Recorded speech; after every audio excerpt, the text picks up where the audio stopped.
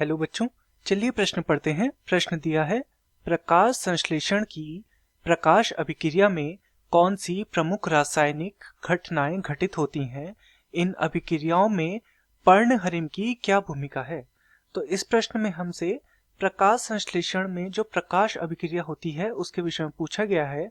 अर्थात इस प्रश्न की जो मुख्य अवधारणा जो मुख्य अवधारणा इस प्रश्न की है वह प्रकाश संश्लेषण की प्रकाश अभिक्रिया पर आधारित है। प्रकाश अभिक्रिया। तो प्रकाश संश्लेषण की जो प्रकाश अभिक्रिया है उस पर यह प्रश्न आधारित है। तो चलिए देखते हैं कि ये अभिक्रिया होती क्या है। तो प्रकाश संश्लेषण की जो क्रिया होती है उसमें दो प्रकार की अभिक्रिया होती है। एक प्रकाश अभिक्रिया होती है तथा दूसरी होती है अंधकार या अप्रकाश अभिक्रिया। तो इस प्रश्न में हमसे प्रकाश अभिक्रिया के विषय में पूछा गया है। प्रकाश, तो चलिए इसे समझते हैं। ये जो प्रकाश की अभिक्रिया है ये चरणों के माध्यम से होती है। तो इसमें सबसे पहले क्या होता है? सबसे पहले इसमें होता है कि सूर्य के प्रकाश को ग्रहण किया जाता है। सूर्य प्रकाश को ग्रहण किया जाता है। क्योंकि ये प्रकाश अभिक्रिया है तो सूर्य के प्रकाश की उपस्थिति में होगी, तो सूर्य के प्रकाश को ग्रहण किया जाता है। सूर्य के प्रकाश को ग्रहण करने से क्या होता है? जो हरित लवक होता है, हरित लवक जो होता है, तो हरित लवक के ग्रेना में, ग्रेना एक सिक्के नुमा संरचना होती है। तो हरित लवक के ग्रेना में पर्णहरिम जो होता है वो सक्रिय हो जाता है। पर्णहरिम यहाँ पर क्या हो जाता है? सक्रिय हो जाता है। सक्रिय, ये सूर्य के प्रकाश की उपस्थिति में होता है। तथा जब ये सक्रिय हो जाता है तो ये एडीपी को, एडिनोसिन डाइफॉस्फेट को एटीपी में बदलता है या एडीपी से एटीपी का निर्माण करता है ये। तो ये तो है पहला चरण। इसके बाद क्या होता है चलिए देखते हैं। तो इसके बाद जो दूसरा है, दूसरे में क्या होता है? जो सक्रिय पर्णहरिम होता है, सक्रिय पर्णहरिम, सक्रिय पर्णहरिम जो होता है ये क्या करता है? ये जल का अपघटन करता है। जल का अपघटन अर्थात जल को तोड़ने का कार्य करता है, जल का अपघटन करता है।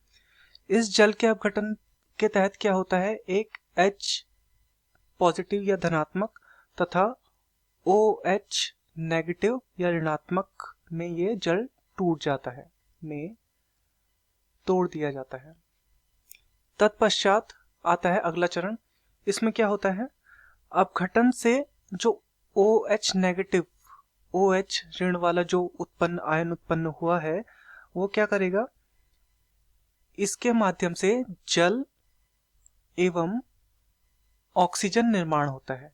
जल एवं ऑक्सीजन का यहाँ पे क्या होगा? निर्माण होगा। किस वाले से? OH नेगेटिव वाले से जल एवं ऑक्सीजन का निर्माण होगा। तथा जो ऑक्सीजन होगी वो रंध्रों के माध्यम से बाहर आ जाएगी। तो ये हो गया ऑक्सीजन का उत्सर्जन। ऑक्सीजन रंध्र से बाहर आ जाएगी, बाहर। तो प्रकाश संश्लेषण की क्रिया में जो ऑक्सीजन प्राप्त होती है वो यही है, जो ऑक्सीजन का उत्सर्जन होता है। अगला देखते हैं। फिर क्या होता है? एक तो हमने यहाँ पर देखा जो OH नेगेटिव है उससे क्या बना है? जल और ऑक्सीजन का निर्माण हुआ है और ऑक्सीजन रंध्र के माध्यम से बाहर आ जाती है। वहीं दूसरा जो बना था एक हमारा जल के अपघटन से जो H पॉजिटिव जो बना था उसमें क्या होगा? वो क्या करता है? जो NADP होता है, NADP, इसका NADPH2 बना देता है। तो NADP का NADPH2 बना देता है, यानी कि हाइड्रोजन का जो अणु है वो इसमें जुड़ जाएगा। फिर इससे क्या होता है? इसका अपचयन होता है, अपचयन।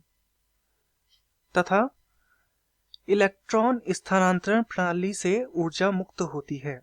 तथा ऊर्जा से क्या होता है? एडीपी को एटीपी में बदला जाता है, एटीपी।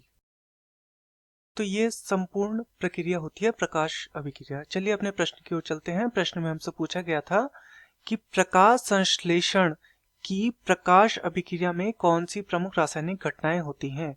तो हमने देखा सबसे पहले क्या होता है, सूर्य का प्रकाश ग्रहण किया जाता है जिससे हरित लवक के घेरा में पर्णहरिम सक्रिय हो जाता है तथा एडीपी से एटीपी का निर्माण होता है। सक्रिय पर्णहरिम के कारण जल का अपघटन होता है। जल H पॉजिटिव तथा OH नेगेटिव दो में टूट जाता है। जो OH नेगेटिव होता है उससे क्या होता है, जल एवं ऑक्सीजन का निर्माण होता है तथा ऑक्सीजन रंध्रों के माध्यम से बाहर हो जाती है। उसके पश्चात क्या होता है, जो H पॉजिटिव होता है वो क्या करता है, NADP के साथ मिलकर NADPH2 बना लेता है तथा जिसका अपचयन होता है और बाद में ATP से ATP का निर्माण होता है। इसी प्रश्न में हमसे पूछा गया है कि इसमें इन अभिक्रियाओं में पर्णहरिम की क्या भूमिका है। तो हमने देखा कि पर्णहरिम जब तक सक्रिय नहीं होगा तब तक यह अभिक्रिया आगे नहीं बढ़ेगी। मैं आशा करता हूं आपकी यह समझ में आया होगा। धन्यवाद।